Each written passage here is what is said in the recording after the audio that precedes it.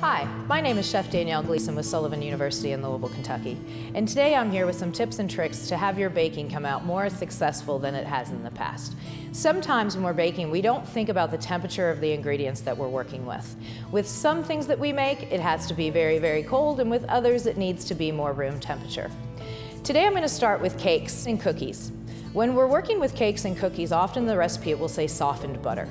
What you're going to need to remember is not only does your butter need to be soft, but it needs to be room temperature, almost as if you could smush it, the perfect spreadable butter texture.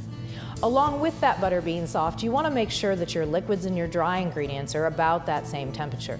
So including those liquids would be milk, water, eggs, things of that nature. So there's no problem in taking those items out just a couple hours before you're going to prepare that recipe and allow those to come to your average room temperature.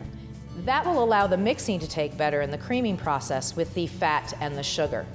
Sometimes after we cream the butter and the sugar, we have to then in turn add our liquids. If our milk is cold or our water is cold, that in turn will make that butter re-solidify in the recipe. So make sure that your liquids and your eggs are again room temperature for that.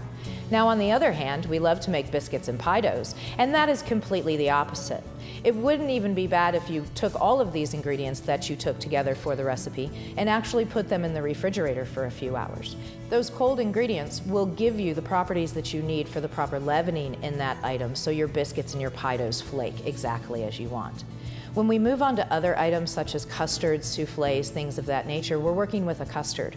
So we often want to bring our dairy or our liquid to the same temperature as our eggs and vice versa. So by taking some of that warm liquid and adding it to the colder liquid little by little and mixing it in, we can gradually bring the temperature up so we don't coagulate those eggs or curdle the eggs in our custards. And remember, please always preheat the oven or what you're using to bake your items. It's truly important that that oven is where it needs to be to get the proper end result in our baked goods.